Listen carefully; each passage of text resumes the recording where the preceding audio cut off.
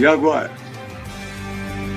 Agora é o Evangelho de Jesus, o Evangelho da graça de Deus, o Evangelho da regeneração, o Evangelho da explosão de Deus em mim. Tem muita gente que acha que sabe o que é nascer de novo.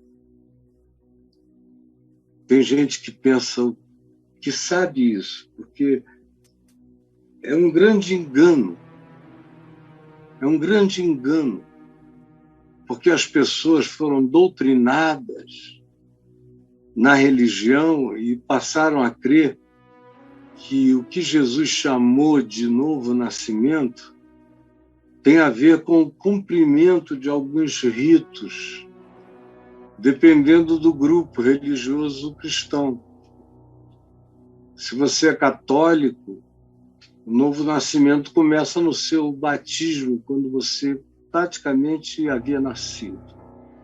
Aí depois tem as evoluções das crismas, das manifestações públicas de crença religiosa, vem a primeira comunhão, e você vai prosseguindo, dando testemunho. Se você continuar frequentando a missa e tomar a Eucaristia com frequência regular e abster-se o máximo possível de pecados comportamentais, e tendo a urgência de fazer isso, tornar-se uma confissão para o seu sacerdote e obedecendo os ritos do perdão, que são então ensinados na forma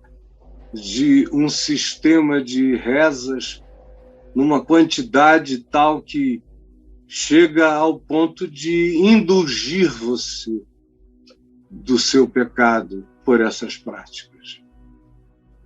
E aí você crê que está fazendo manutenção do novo nascimento. Ou no meio evangélico, tem de todo tipo. No meio evangélico protestante, por exemplo, há aqueles que batizam na infância, como é o caso dos presbiterianos, como é o caso dos anglicanos, dos episcopais, dos luteranos, de muitos grupos religiosos históricos que batizam os seus filhos na infância. Os meus filhos foram batizados na infância, assim como eu fui batizado na infância 2 vezes, na Igreja Católica, por causa do meu pai, da família dele, e na Igreja Presbiteriana, por causa da minha avó e da minha mãe, que frequentavam lá já há muitos anos. E então eu fui batizado na infância. Me lembro de que quando eu já era um garotinho, me levaram na Igreja Católica do centro da cidade, havia muitas no centro, e classudas, me levaram numa delas e eu recebi uma crisma lá, um negócio, eu achei meio esquisito, e depois veio um padre, passou o dedo na língua e passou na minha testa. Eu falei, meu Deus, o que está acontecendo aqui? E fiquei com uma vontade danada de sair correndo ali para lavar a testa, aquela coisa de menino, que coisa mais esquisita, mais bizarra. Meu Deus, o que é isso? E tem os batismos de igrejas onde você só pode se batizar depois de uma certa idade, depois, por exemplo, dos 12 anos. E aí o batismo vira uma espécie de bar mitzvah, batista, ou de algum outro grupo que adote a prática do batismo depois de uma certa idade. Aí, em geral, o modo de batizar é por imersão.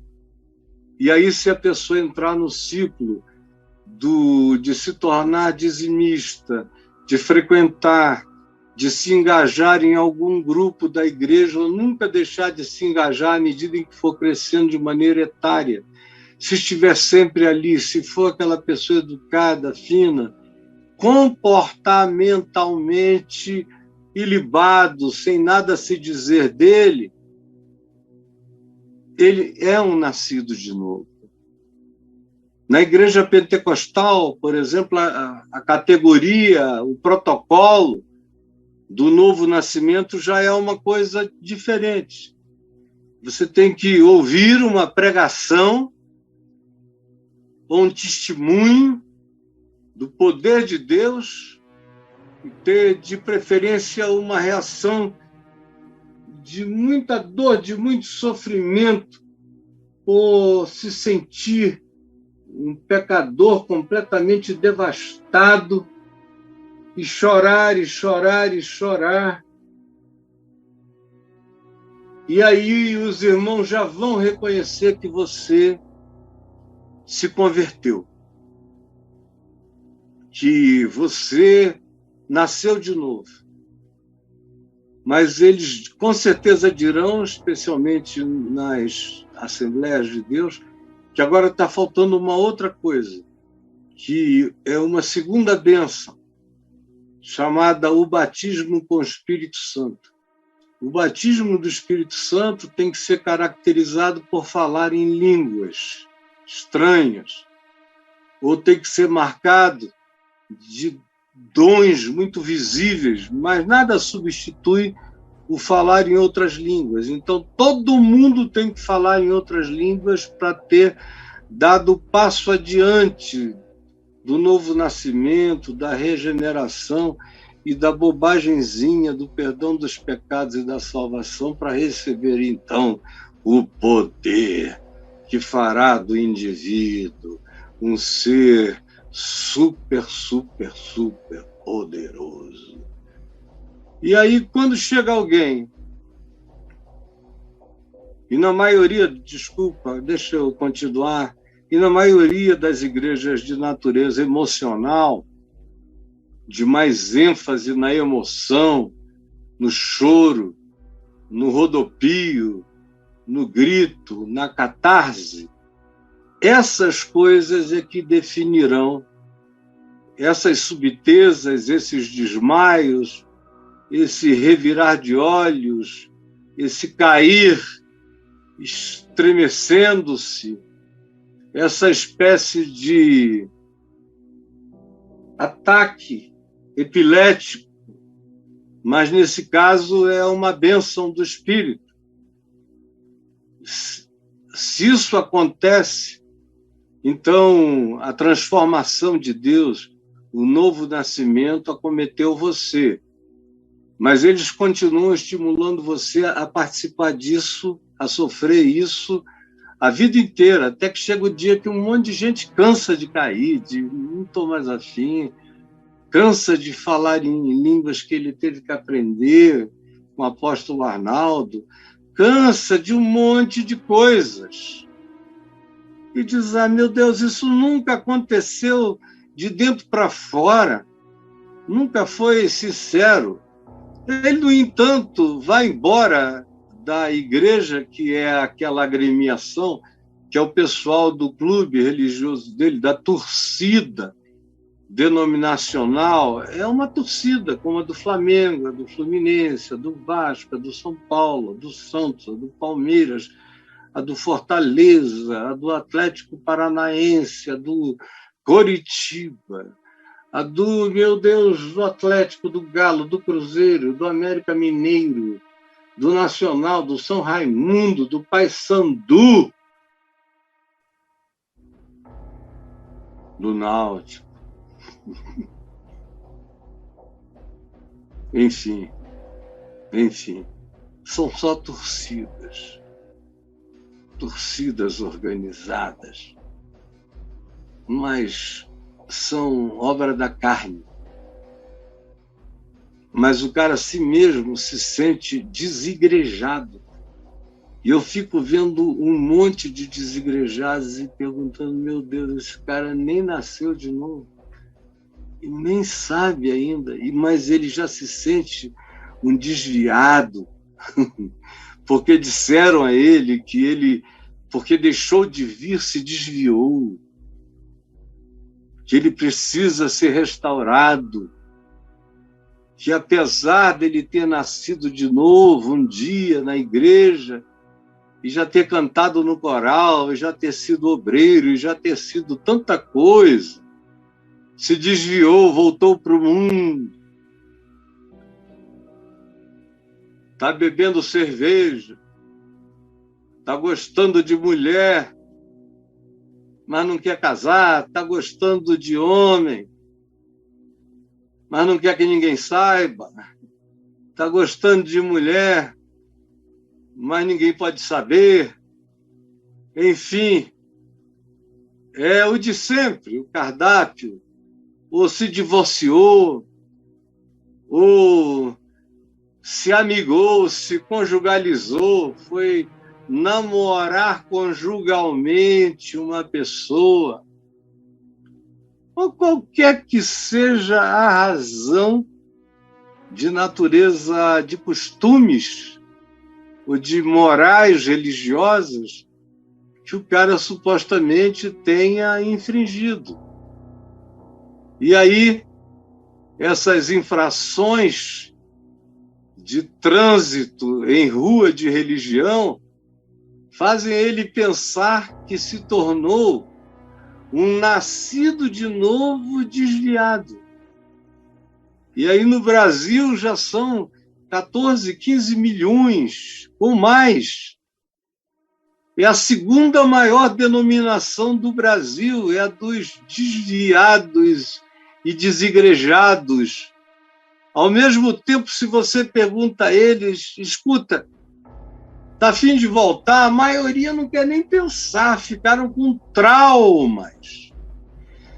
Trauma que os faz dizerem, não, Deus me livre, e ao mesmo tempo uma culpa que os faz sentirem-se em estado de rejeição da parte de Deus, porque eles não gostam da maluquice humana, feita em larguíssima escala, em nome de Deus. E aí está o desigrejado, angustiado, ele não quer, porque ele não consegue, e ao mesmo tempo, mesmo não conseguindo, ele sofre de culpa por não poder, por não saber mais, por não dar mais para ele. Eu quisera que pelo menos todos eles viessem me assistir aqui, porque aí logo, logo, um monte de reversões estariam acontecendo, como já estão há algum tempo, algumas décadas. Eu me lembro quando a gente começou a falar aqui na Vem Ver TV, na internet, e quais eram os temas, quais eram os assuntos. Quando eu iniciei meu site, caifab.net, os assuntos eram outros. Isso tudo agora se tornaram águas passadas. Os temas foram virando, mas enquanto isso eu apanhei.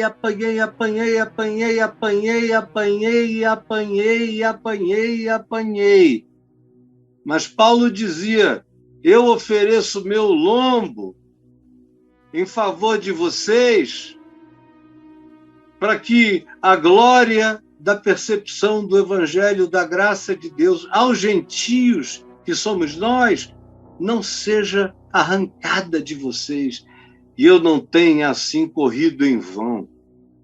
Por isso vos anunciei a graça de Deus. Isso vem mudando coisas, compreensões, percepções de pastores que aceitam e aí começam a repetir nas suas comunidades, mesmo que não digam. Mas o que me importa é que consertem a si mesmos e espalhem essa palavra que não é minha, que não tem direito autoral, é de Cristo Jesus, é do Evangelho, E eu vejo como muitos têm sido animados no curso das décadas, a mesmo de maneira anônima, irem falando, como eu vejo entre os chamados desigrejados a quantidade enorme de grupos caseiros que foram se formando sem terem nada a ver com o caminho da graça. Aliás, o caminho da graça foi só um modelito de como isso poderia se expandir, está crescendo e vai crescer, e ninguém vai segurar. O futuro já está garantido.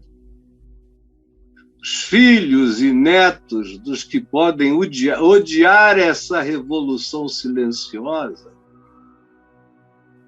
não sabem mais voltar atrás. Todo mundo que dá um mínimo de ouvidos não sabe nunca mais voltar atrás. É por isso que é tão apavorante, porque é profundamente lacerante e transformador.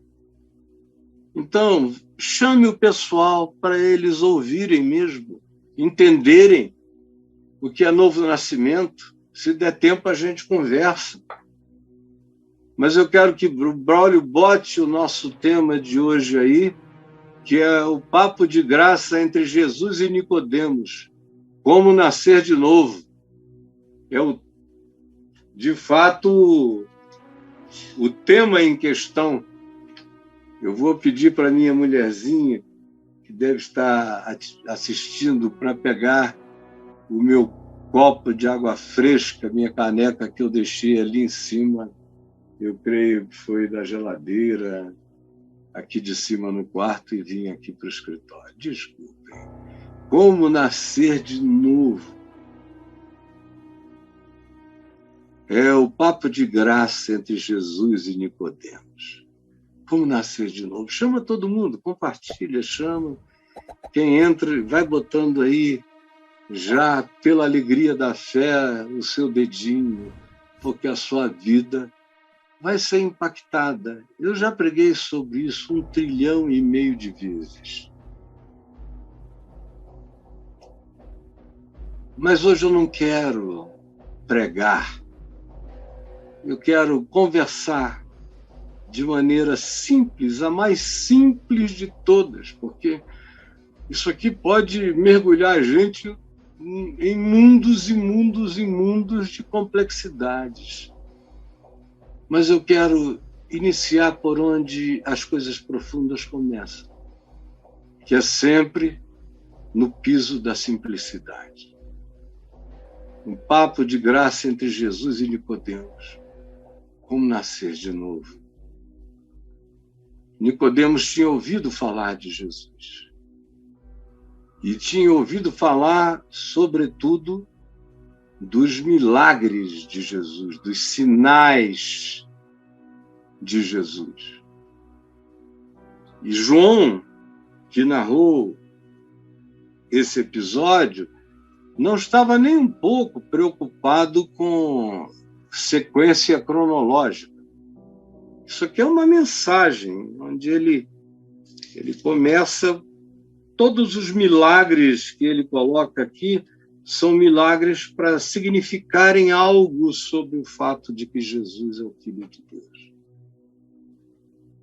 E eu não tenho tempo também para ir mostrando como ele dividiu o evangelho dele todo entre esses milagres, que serviram apenas de metáfora, de analogia, para que o aplicativo acontecesse. E aqui, depois de vir das bodas de Caná da Galileia, da religião das talhas da religião serem convertidas em talha de amor conjugal, de relação humana, de água em vinho, de bodas da alegria, onde a alma humana se transforma em noiva do amor de Deus.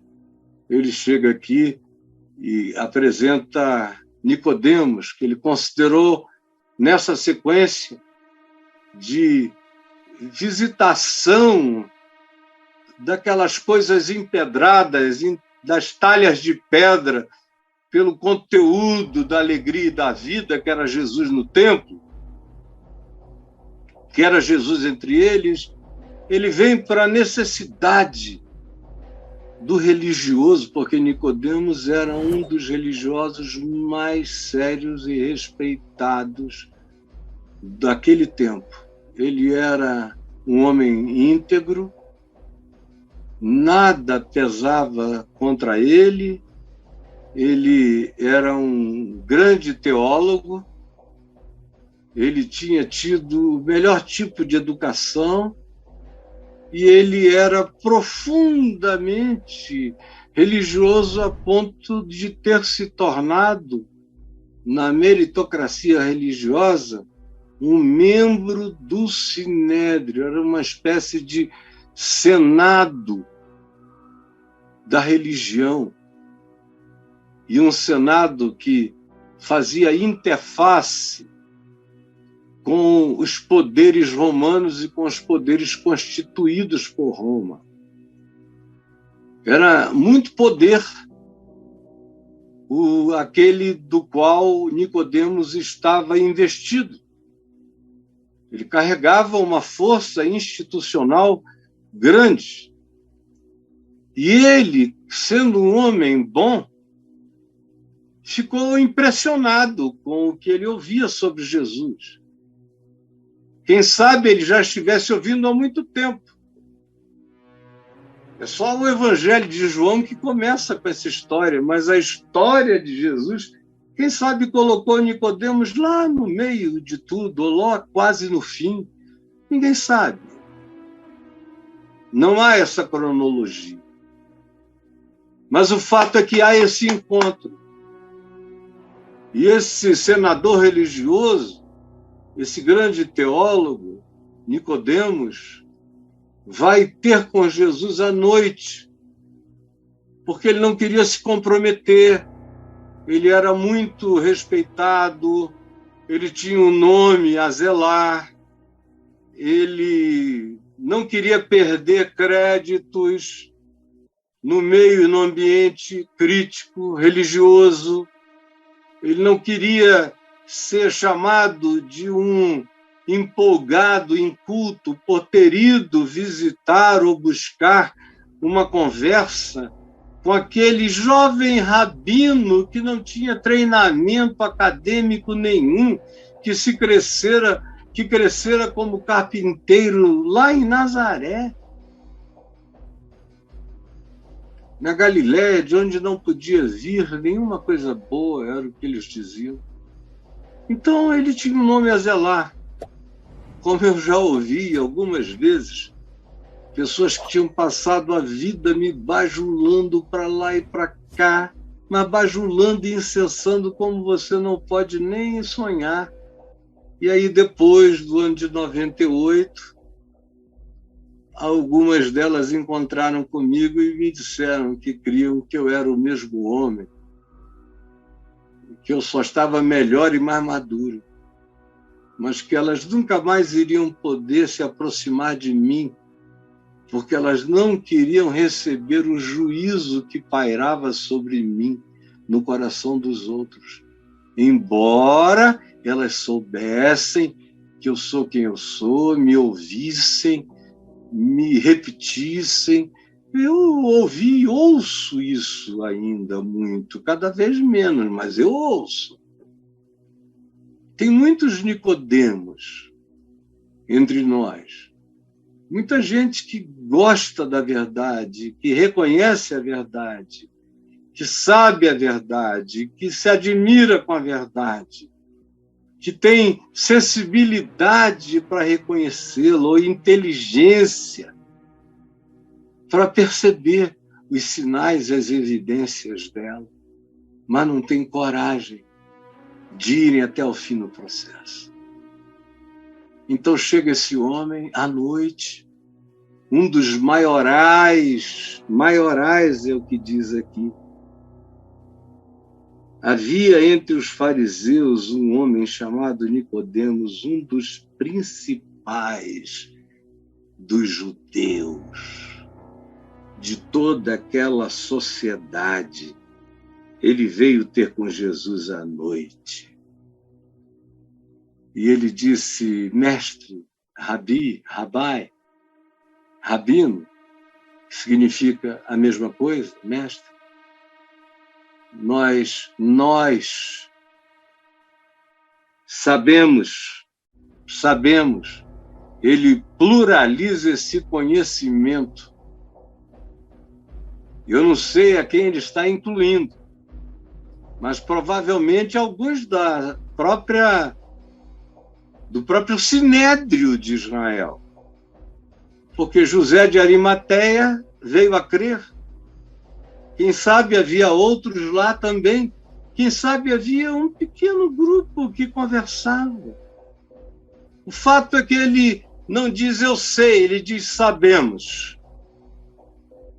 Ele também podia estar vendo o testemunho do povo e de gente que não era boba, mas estava chocada. E cria que aquele homem era uma manifestação da bondade de Deus, no mínimo, naquela época, naquele tempo, naquele zeitgeist.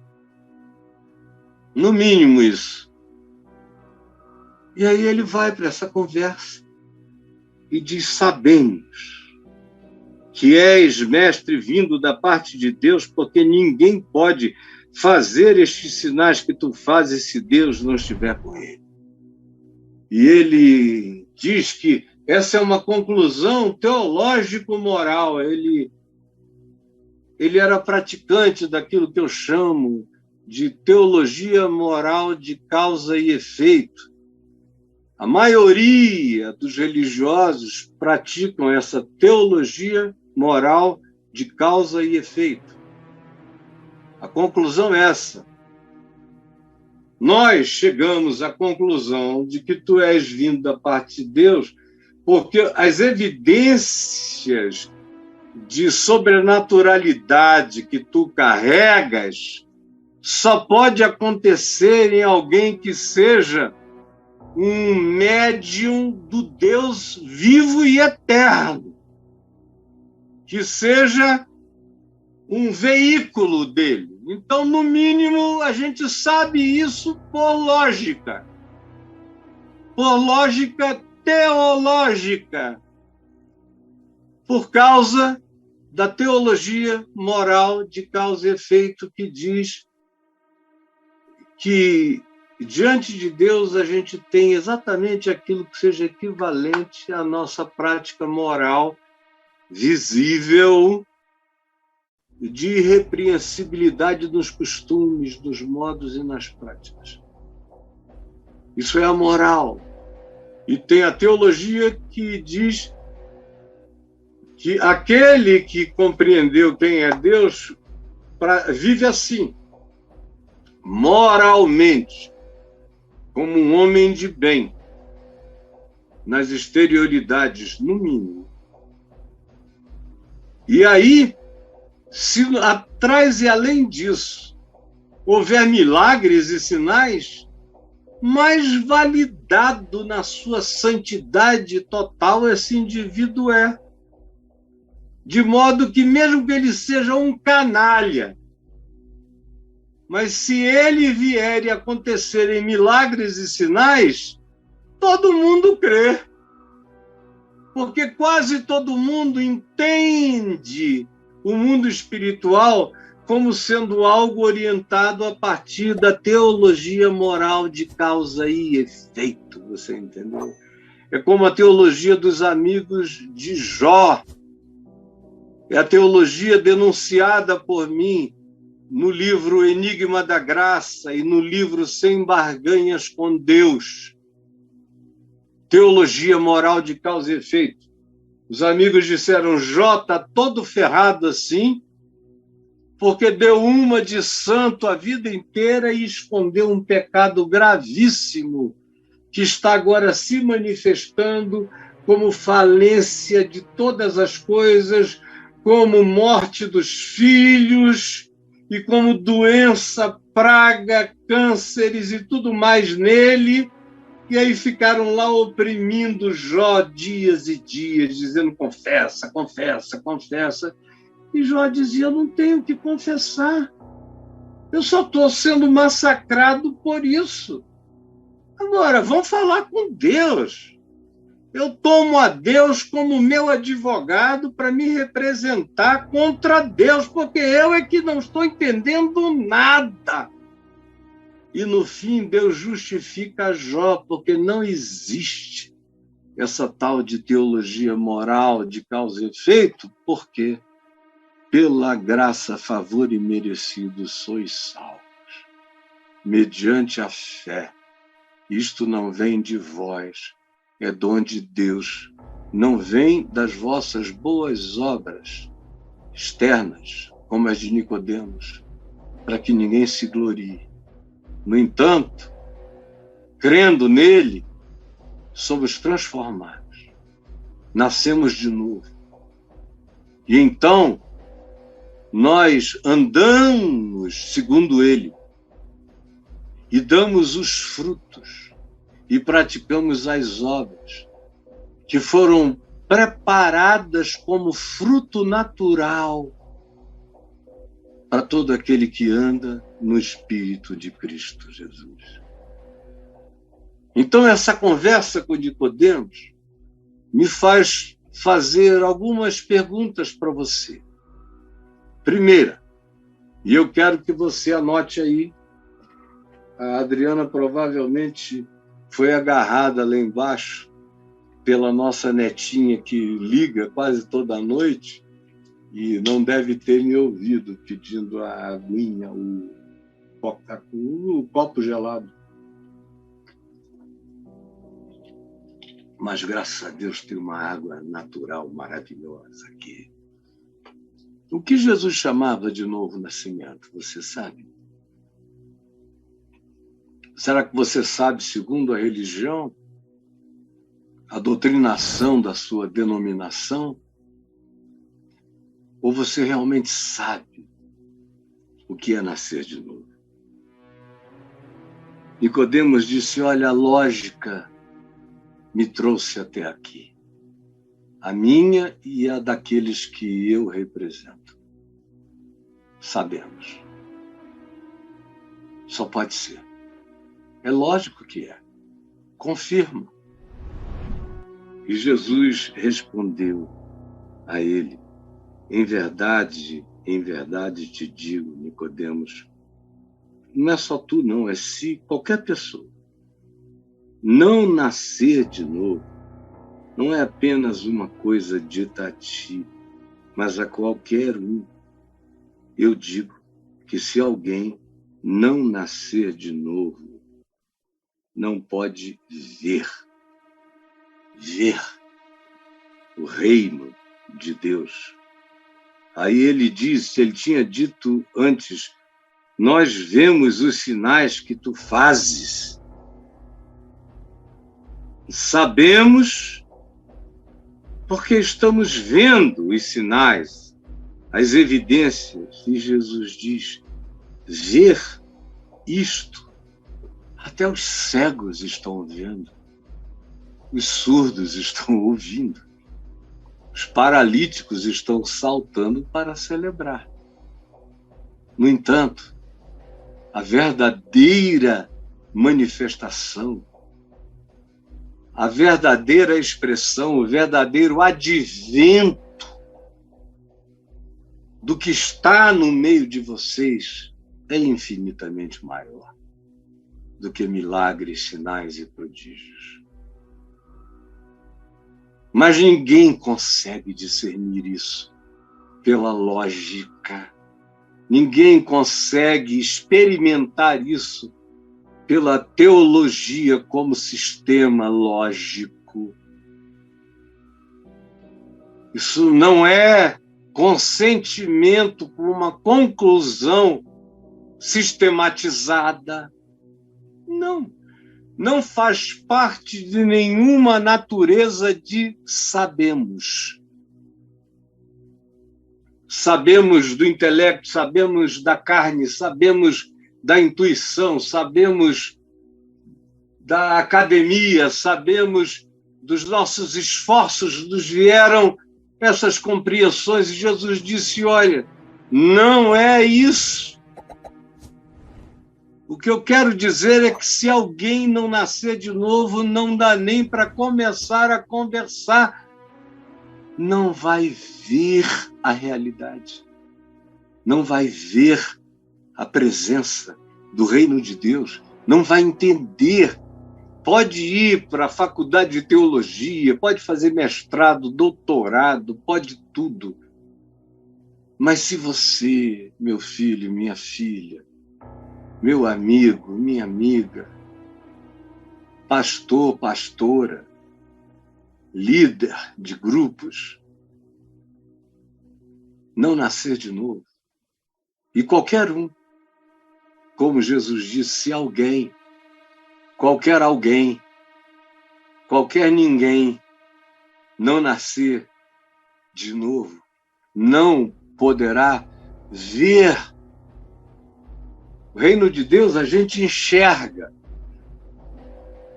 E só enxerga o reino de Deus que nasceu de novo. Aí enxerga a presença de Deus. Aí entende o Evangelho. Aí não crê apenas por causa de empolgações, estímulos, por causa de evidências, por causa de magias, ou de sobrenaturalidades, ou de paranormalidades, ou de hipnotismos extraordinários. Não! Esse indivíduo nasceu. E quem não nascer outra vez não pode ver o reino de Deus. O novo nascimento tem muitos apelidos no Novo Testamento.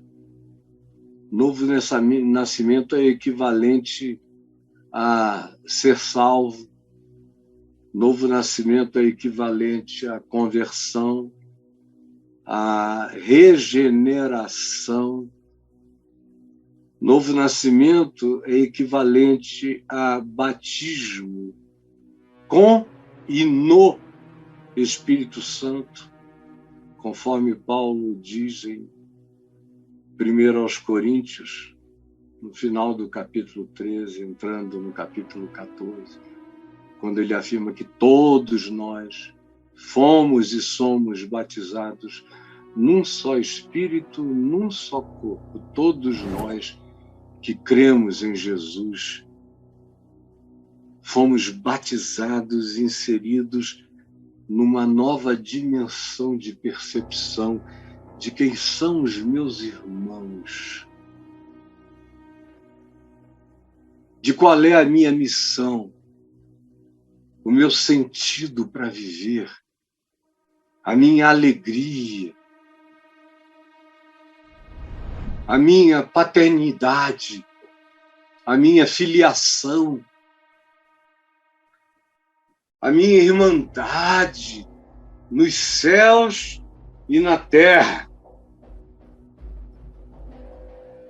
a minha irmandade entre os vivos e os mortos, a minha irmandade em relação à nuvem de testemunhas que está ainda aqui e a nuvem de testemunhas que já passou daqui. Eu faço parte, como diz o escritor de Hebreus, desse outro reino. Ele diz, nós chegamos pela fé em Jesus, entramos já no monte de Sião da eternidade, chegamos a Jerusalém celestial, tomamos posse do reino dos primogênitos. Nós ouvimos o esplendor da glória nós. Porque ele sabia o que era. Paulo diz o que era novo nascimento para ele. Paulo diz que foi como o romper de uma barragem que resistia o rio da vida, e um dia a barragem quebrou, arrebentou. E ele foi inundado pelo dilúvio do amor de Deus.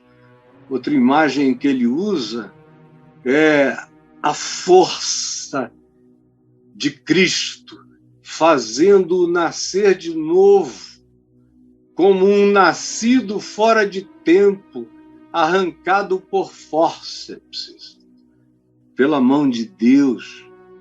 Ele associa o novo nascimento à criação de um novo mundo em nós. De trevas explodiu luz. Quando Deus trouxe a revelação do rosto dele, que ninguém viu nem verá, que habita a luz inacessível. Quando ele revelou a sua face no rosto de Cristo, em Cristo, na vida de Jesus, o Cristo, para me ensinar a ser gente, para eu nascer de novo. São muitas as imagens que dizem o que é nascer de novo. É uma metamorfose.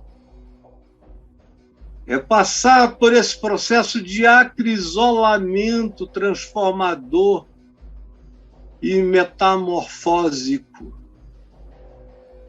É colocado na crisálida. Frequentemente sofre agonias, dores, como acontece dentro da crisálida. Dor e agonia, angústia. É uma experiência traumática, como Paulo diz, foi trauma para mim, é trauma. Me puxou pelo trauma, pela dor. E a palavra, e a expressão, e o termo, e a definição de crisálida é algo que vem da dor mesmo, porque vem do crisol, onde você bota o ouro para ser purificado no fogo, no processo de acrisolamento, que é onde vem a crisálida, que é a dor transformadora, de onde a metamorfose produz um novo nascimento, um novo ser, uma nova criatura, como Paulo diz. E, literalmente, muitas traduções colocam nova criação, é um regênesis da mente, da alma. Aí você quer saber como é que na prática isso acontece, mas é o que Jesus diz que tem que acontecer entre os versos 3 e os versos 7. Nicodemos chega com a questão operacional no verso 4. Como? Como é? Ele é pragmático. Ele é um teólogo de resultados, de propósitos. Ele tem que saber como é que funciona a engrenagem. Ele precisa sistematizar isso como doutrina. Porque a maioria das pessoas, mesmo quando se converte, no mínimo continua a precisar das doutrinas fabricadas pelas mãos dos homens, nas sistematizações dos ídolos doutrinários. Como? Como pode suceder isso? Aí ele vai mais toscamente a outra coisa, ele sai de causa e efeito em relação a Deus e milagres, a teologia moral de causa e efeito, e agora ele apela querendo saber qual é o processo e chega a perguntar: pode um homem voltar ao ventre da sua mãe e nascer outra vez? Aí, meu Deus, não é salvação, é reencarnação, não é livramento do karma, é comprovação kármica. Não, é horrível. Seria um horror se fosse assim. Não é algo para depois, é algo que Jesus está dizendo que acontece agora. Não é outra vida, é uma nova vida já. Já, agora, hoje. Hoje, quando ouvirdes a sua voz, não endureçais os vossos corações. É hoje. E Jesus vai conduzindo Nicodemos pela mão e vai respondendo: olha, deixa eu te dizer, quem não nascer da água e do Espírito não pode entrar no reino de Deus. Não pode ver, não pode entrar. Não pode entrar. Ele antes dizia: nós sabemos, o que equivale a nós vemos que tu és. Quase sempre esse saber no Novo Testamento vem e é equivalente à palavra ver no grego. Quem vê sabe, quem sabe vê. Na maioria das vezes é assim. Nós sabemos ou nós vemos por causa disso. Aí Jesus diz: não, tem que ver o reino de Deus. Não é aqui, é ali, vem do céu, é graça. Não vai ver. Aí ele quer entrar no processo. Como? Aí Jesus responde a ele, dizendo: olha, você está falando em voltar ao ventre materno e daí sair? O reino de Deus não tem como portal uma vagina. O portal do reino de Deus é outro. Quem nascer da carne, nascer do organismo, nascer do útero, nascer do esperma e do óvulo, o que nasce da carne é o organismo, é carne. Você já é um ente orgânico. Você já é um ente da carne, conversando comigo, com intelecto, com inteligência, com todos os poderes da carne, com as lógicas da carne. Mas quem não nascer da água e do Espírito não pode entrar. O que é nascido da carne é carne. O que é nascido do Espírito é Espírito. Não te admires de eu te dizer: importa-vos. Ele pluralizou a questão, a dúvida, e Jesus respondeu de maneira plural. Importa a todos vocês, a você e a todos os que você representa.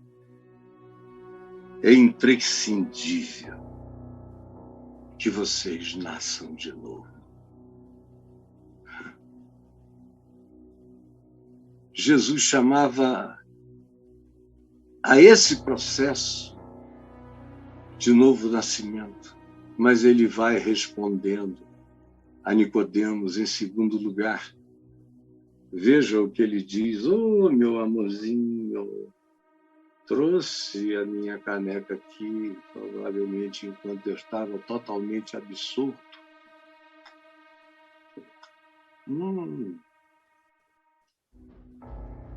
Ai. A segunda coisa que Jesus ensinou a Nicodemos é quem opera o novo nascimento. Nicodemos perguntou: como pode suceder isso? Jesus disse: olha, no nível em que tu trabalhas e operas, isso não acontece. Só assim, nascendo da mãe, do pai, indo, sofrendo, se atropelando todinho até o fim. Mas não é o que eu estou falando. Eu não estou falando de como. Você antes tem que saber quem opera. Quem opera o novo nascimento? É o que Jesus chama para a conversa. Ele não apresenta um arrazoado, cheio de lógicas. Ao contrário, ele diz, é algo que transcende. Transcende o próprio homem. Não é algo que a gente produz. A gente pode aprender a respirar, e a yoga e outros exercícios fazem muito bem. A gente pode aprender a desenvolver melhor a memória, o pensamento, a quietude, pela meditação. A gente pode desenvolver um escopo mais estendido de percepções. Tudo isso através do treino, da prática, mas isso não produz essa nova criação. Esse ser que nasce, que vai de lagarta a borboleta e voa. É esse choque. Antes se arrastava, quando não queimava, assustava. Agora voa e poleniza o mundo com o evangelho da graça de Deus. É alguém que opera, é um milagre. A gente pode até se oferecer. E eu, quando ganho consciência disso, como você está ganhando agora, eu tenho que me oferecer. Eu tenho que dizer, ó Deus, eu te invoco. Eu te invoco, porque todo aquele que invocar o nome do Senhor nascerá de novo. Nascerá de novo. O resto é uma questão de semântica. Nascerá de novo. Como é que isso acontece? Não te admires de eu te dizer, importa-vos nascer de novo. O vento, ele fala de novo nascimento, depois de Nicodemos ter perguntado como, uma mecânica, um sistema, um modus operandi. Ele abandona o modus operandi. Ele diz, não fica admirado. Não fique. Porque não tem lógica que abranja o trabalho do espírito do meu Pai no coração humano, do meu espírito, do espírito de Cristo no coração das pessoas. Ninguém sabe aonde ele está operando, trabalhando, falando. Ninguém.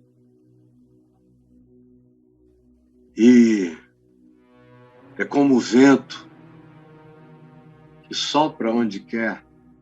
Hoje nós temos aparelhos de natureza meteorológica com capacidade de medir tudo, de sismos ao vento, fazer previsões de chuvas, percebemos as correntes de água e de vento circulando no planeta. Hoje a gente sabe tudo isso com aparelhos.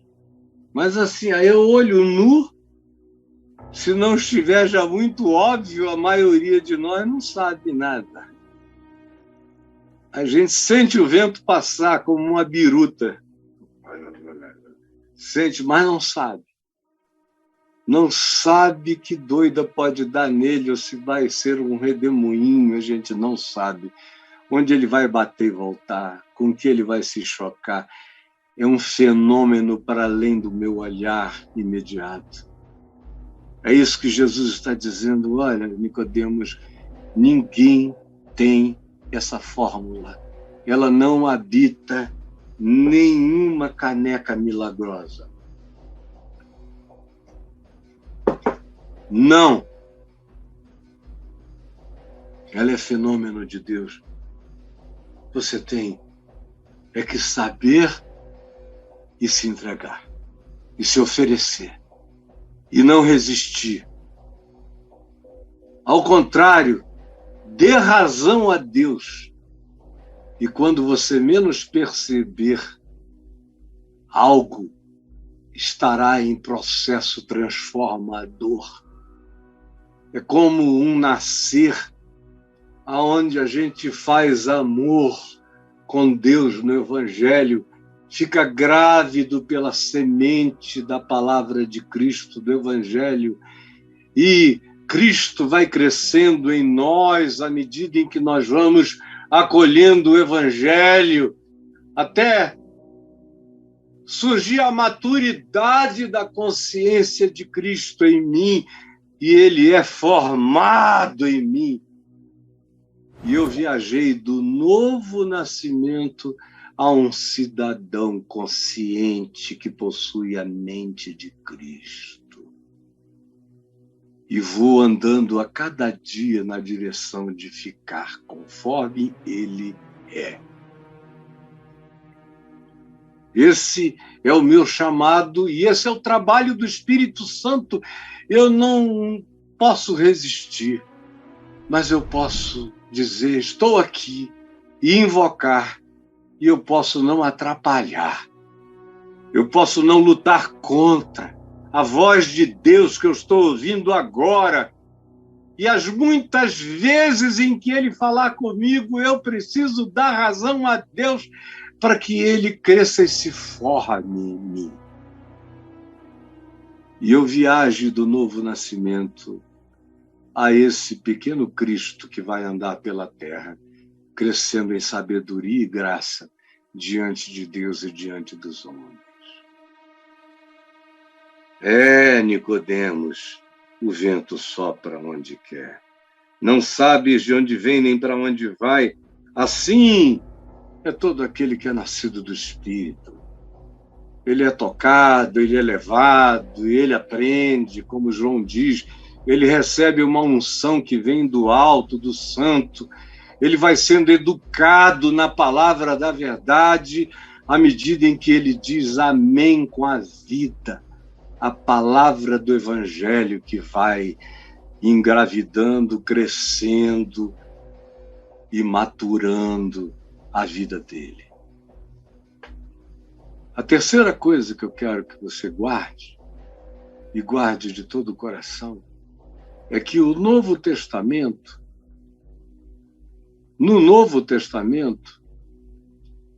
arrependimento é transformação sobrenatural. Na realidade, é no novo nascimento. Ou, aliás, no novo nascimento, arrependimento, no novo nascimento, desculpa, estava certo, aqui eu estava lendo errado. Novo nascimento é arrependimento e transformação sobrenatural. Novo nascimento, repita comigo. Novo nascimento é arrependimento e transformação sobrenatural. Como diz o verso 5. Em verdade vos digo, quem não nascer da água e do Espírito não pode entrar no reino de Deus. A alusão à água, e eu não estou aqui para criar metáforas, ensaiar pseudo-profundidades, criar milhões de alegorias, inventar interpretações novas que ninguém nunca teve. Não! Eu só quero dizer para Nicodemos me assistindo hoje aqui, quem quer que sejam os Nicodemos, o que Jesus estava querendo que aquele Nicodemos original entendesse. Se você entender a mesma coisa, você vai nascer de novo. O que Jesus está dizendo, olha, lembra de João Batista, daquele chamado à água, ao batismo com água. Ao batismo com água. Tem gente que quer interpretar dizendo que essa água é a água da placenta, que primeiro a gente tem que nascer, o nascimento natural, para depois sofrer e receber o nascimento sobrenatural, que seria o batismo com o Espírito Santo. Mas Jesus não estava dando uma aula de biologia. Ele estava ensinando a nascer de novo. Isso aqui, essa conversa deve ter sido cheia de risos, de Jesus olhando e dizendo com aquele carinho bondoso, não, meu filhinho, não. Novo nascimento. Lembra de João Batista? Do chamado dele ao arrependimento, à transformação, e que ele tinha vindo para aplanar os caminhos do Senhor, para fazer com que os monturos virassem lugares planos, para transformar veredas tortuosas em caminhos retos, que ele veio para tirar os pedregulhos e fazer a jornada e o chão fácil, que ele veio nivelar os vales e aterrar os outeiros. Ele confessava que o trabalho dele era esse, e a única coisa que ele fazia era chamar as pessoas ao arrependimento. O novo nascimento começa com arrependimento. Arrependimento é como a palavra você está cansada de saber. É mudança de mente. Metanoia. É mudança de cabeça. É transformação da mente. Não é uma coisa emocional, grito, choro, desespero, angústia. Novo nascimento começa com consciência, com as dores na crisálida da consciência, do arrependimento, do reconhecimento, da vontade de ser perdoado, da decisão de perdoar. Novo nascimento vem dessas transformações que só acontecem nos ambientes do íntimo, do pensamento, da emoção, da sensação, do pensamento, da decisão perversa, batizada em nome do direito e da justiça e da honradez, que supostamente nos dá direito a odiar, a vivermos o pior de nós, a tratarmos da pior maneira possível. O arrependimento quebra tudo isso, quebra teu orgulho, tua arrogância, tua soberba, quebra o teu culto ao hedonismo, quebra a tua filosofia arrogante, destrona as tuas teologias, reduz os teus deuses ao pó.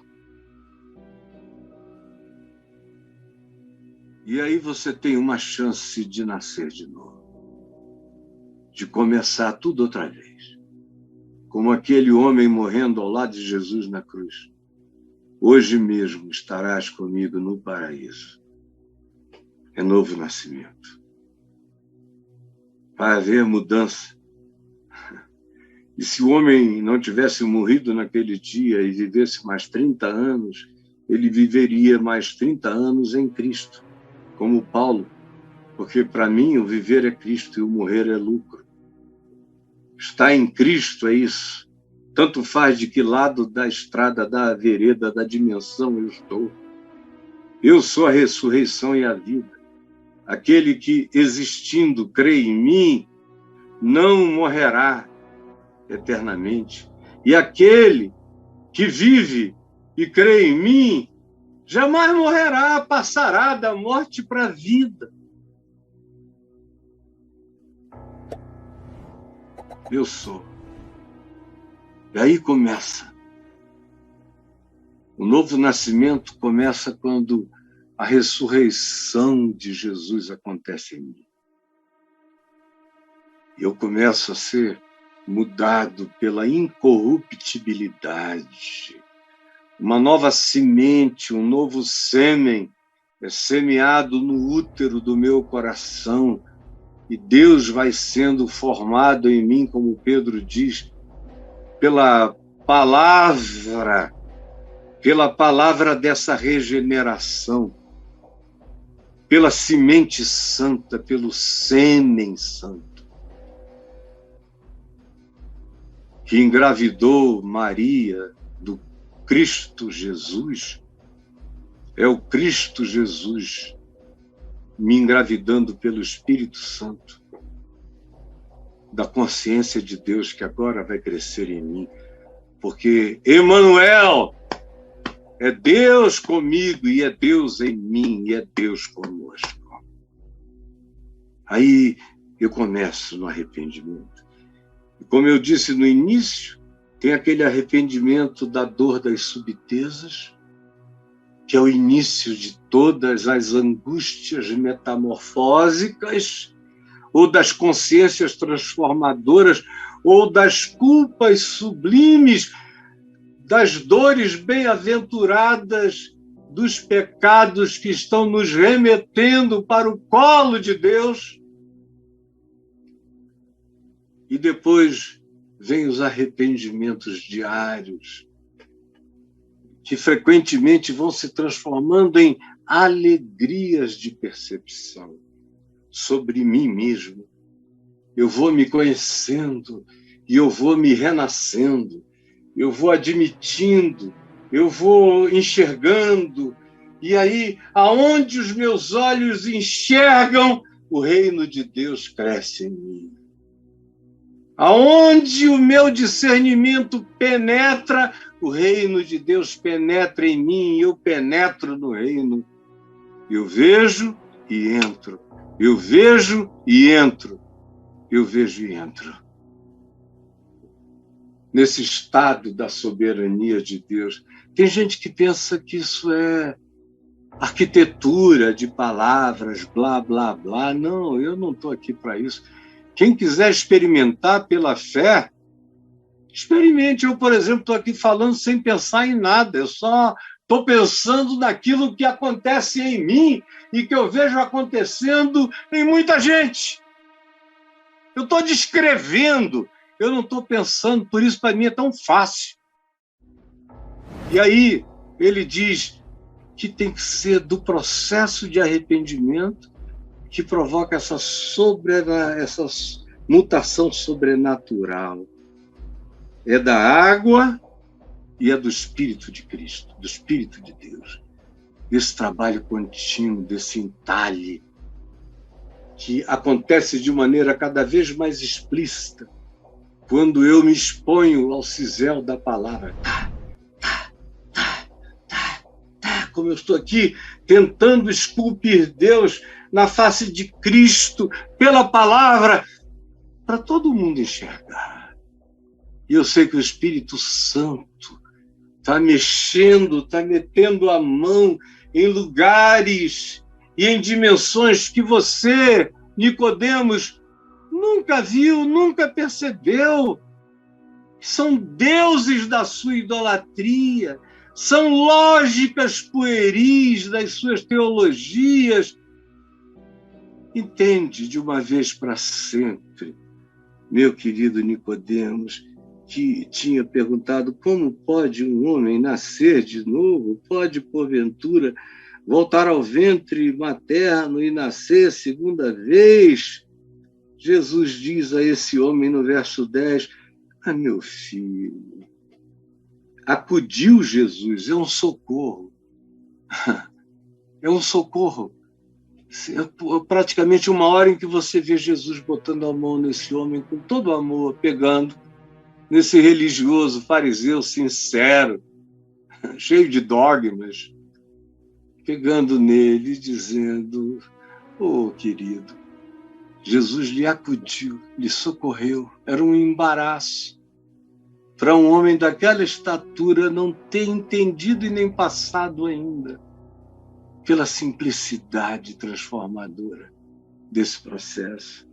Acudiu-lhe Jesus: "Tu és mestre em Israel e não compreendes essas coisas?" Aqui, na Judéia da nossa religiosidade, tem muitos mestres de todos os grupos cristãos. São Nicodemos de todo tipo de denominação. São pessoas respeitáveis, mas que não passaram ainda da lógicazinha da religião e a teologia do meu aquário. Não sabem que quando Deus chega a gente não sabe mais nada. A gente só vai de entrega em entrega sendo conduzido. Foi isso que Jesus prometeu. Convém-vos que eu vá, porque quando eu for, virá o Espírito Santo, que vai trazer tudo que é meu da parte do meu Pai para plantar e fazer crescer em vocês. Vocês vão ser outras pessoas. Vão ser outras pessoas. Tem a dimensão praticamente que começa com o racional, com o exame histórico, depois que abre a dimensão para a viagem interior, psicológica, pela condução do Espírito de Cristo no meu ser profundo e que faz eclodir pela consciência e pelo Espírito a nova criação, o regênesis de cada um de nós. E por último, talvez por último, o novo nascimento resulta em fé crescente e pacificada. Não é por último ainda não. É o que está aqui entre os versos 11 e 15, quando Jesus diz: em verdade, agora deixou de ser vos digo. E quando ele botou a mão em Nicodemos e acudiu Nicodemos, ele trouxe tudo. Ele sabia que a basófia, que a fanfarrice teológica, que a vaidade representativa, que o puritanismo, que o farisaísmo, que tudo aquilo no que ele se escudava era nada, era tolice, ele estava se sentindo pequeno. Como esse Cafuri, que tinha falado barbaridades homofóbicas sobre o senador Fabiano Contarato, meu amigo do coração, com quem eu tenho sempre falado, hoje à tarde, hoje de manhã, se ouviu da fala do Fabiano Contarato, e na dor e no choro dele, porque logo depois, ele ainda lá dentro, eu falei com ele e ele estava derramado de quebrantamento. Novo nascimento resulta em fé transcendente e pacificada. E Jesus começa dizendo: olha, agora eu estou falando contigo. O mestre em Israel acabou, vamos ter uma relação de gente. E deixa eu falar contigo. Não é com o representante, é contigo. E deixa no íntimo eu te dizer que nós, Deus majéstico, Deus plural na sua manifestação e diversidade. Te digo que nós, meu Pai, o meu Espírito, eu aqui, nós dizemos o que sabemos e testificamos o que temos visto. Eu só falo do que eu sei, do que eu vi, do que eu provo, do que eu conheço. É assim da parte de Deus. Contudo, vocês não aceitam o nosso testemunho, nem meu, nem de João Batista, nem de todos os que da parte de Deus falaram movidos pelo Espírito Santo. Se tratando de coisas terrenas, porque até agora a gente só falou de coisas da terra, de arrependimento, de mudança, de transformação.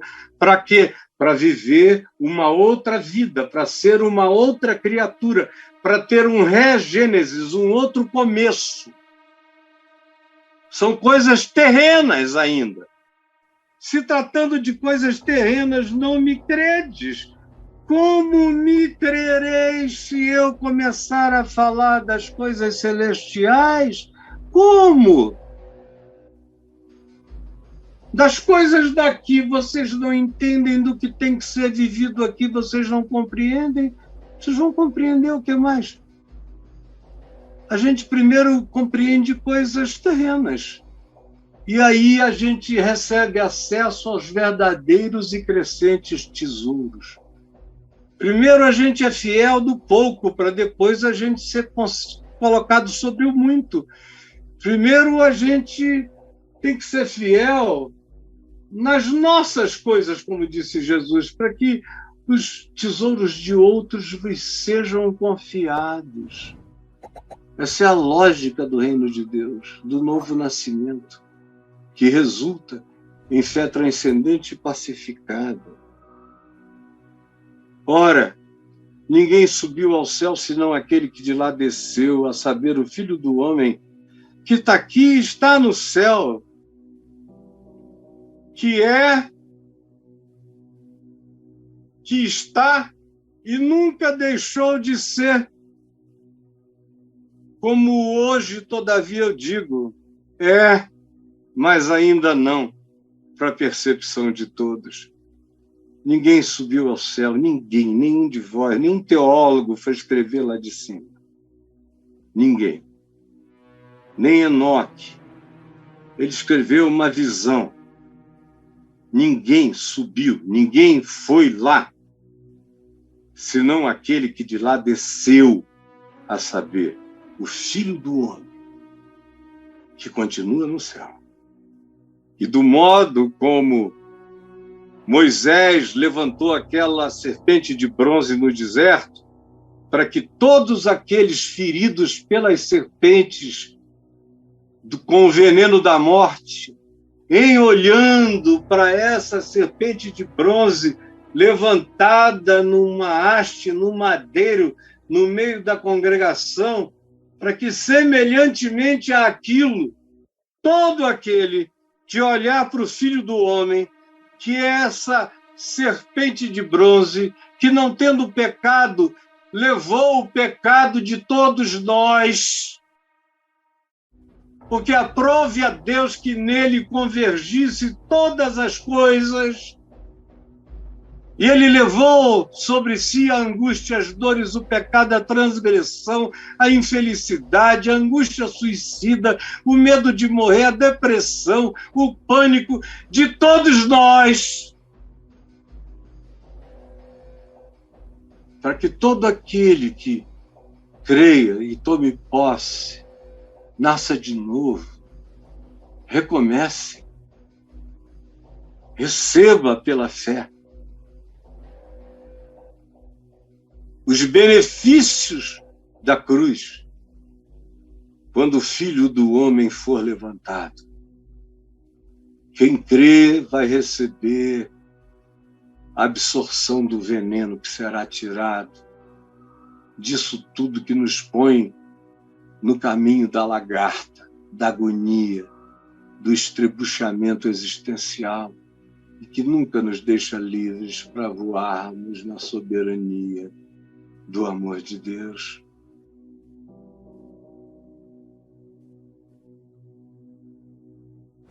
Para que todo aquele que nele crê tenha vida eterna. Assim importa que o Filho do Homem seja levantado na cruz do madeiro, como aquela serpente foi levantada por Moisés no deserto, e quem olhava para ela deixava de morrer. Assim como quem olha, crê e sabe que ele já absorveu sobre si a minha morte, o meu velho homem, o meu velho Adão, como Paulo diz em Romanos 6, foi crucificado em Cristo Jesus. Agora eu nasço de novo, não do primeiro Adão, não da carne. Agora eu nasço de novo de Cristo, do Espírito de Cristo, do Espírito Santo, do Evangelho, para me tornar um ser profunda e indizivelmente pacificado. Já foi levado. Já não há mais nenhuma condenação para os que estão em Cristo Jesus. Porque o Espírito da vida, da liberdade, em Cristo Jesus, me livrou do espírito da condenação, da culpa, da morte, que era de antes. Mas agora houve um novo nascimento. E aí, em quinto lugar, anote, porque, meu Deus, eu não tenho mais jeito. O novo nascimento é escolha pelo amor de Deus em nós, é escolha. Isso começa com essa explicação para o objetivo, para que todo aquele que nele crê tenha vida eterna.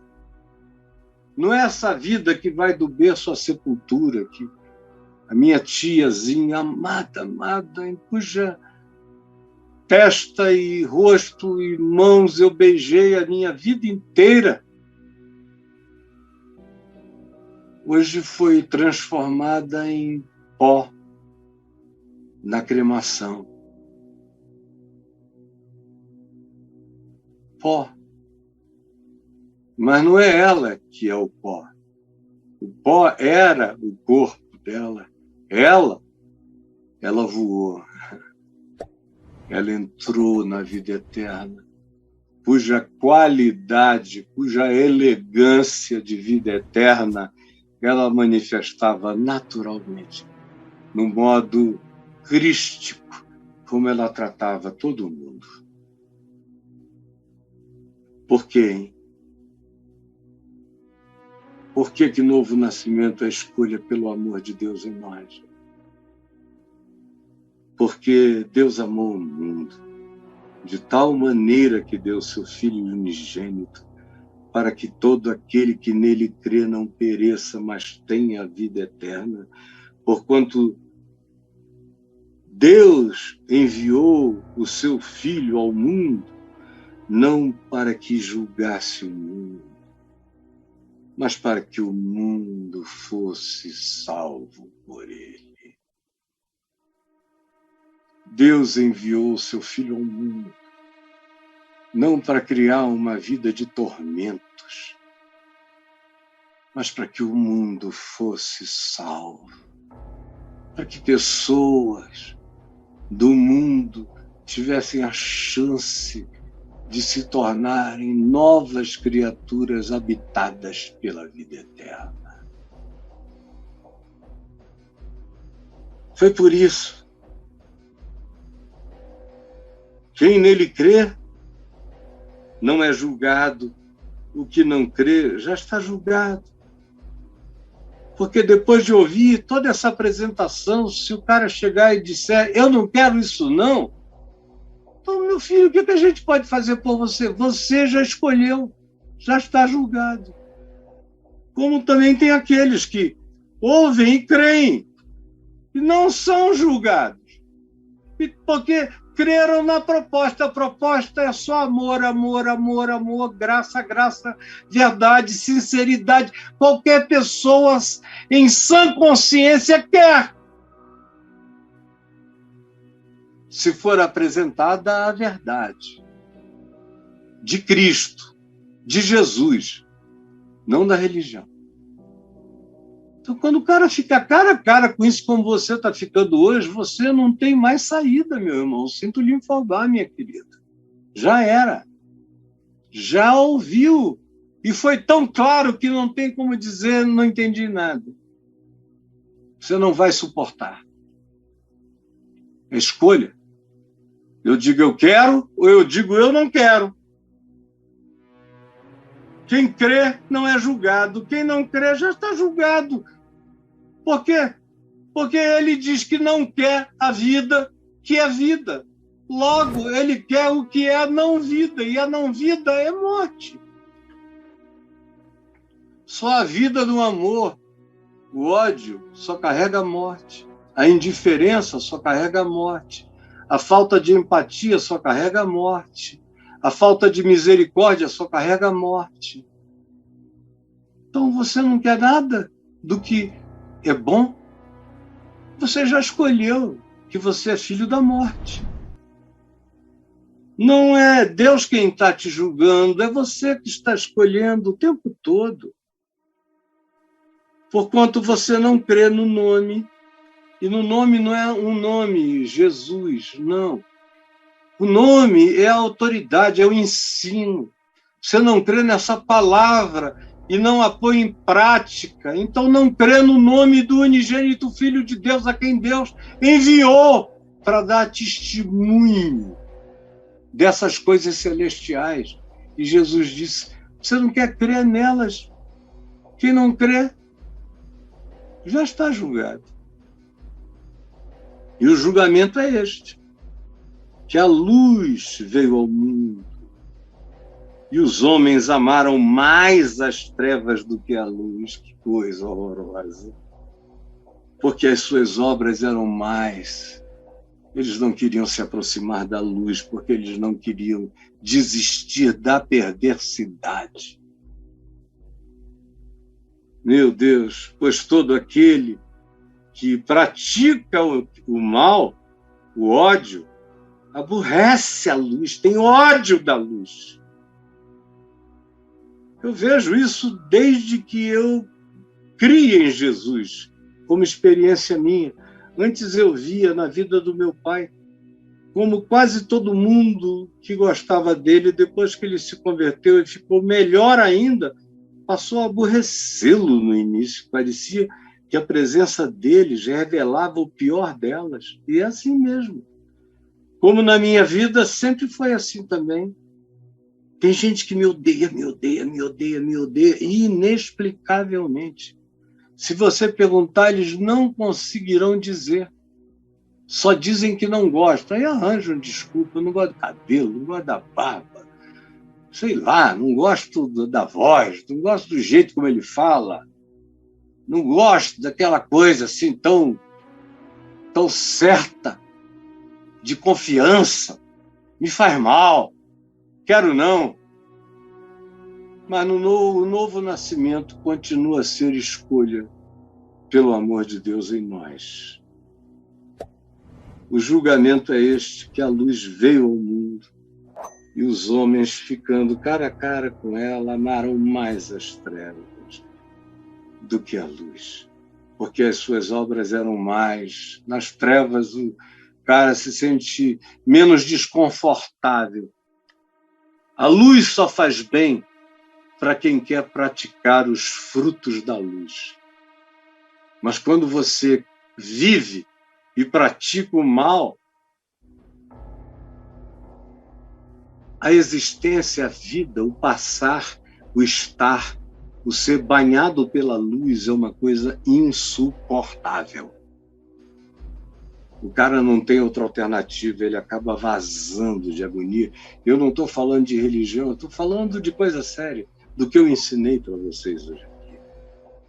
E aí, concluindo, Jesus diz: pois todo aquele que pratica o mal aborrece a luz, e não se chega para a luz a fim de não serem arguídas, questionadas na sua consciência e suas próprias obras, pelo Espírito Santo e por ele mesmo. Não venha nenhuma arguição.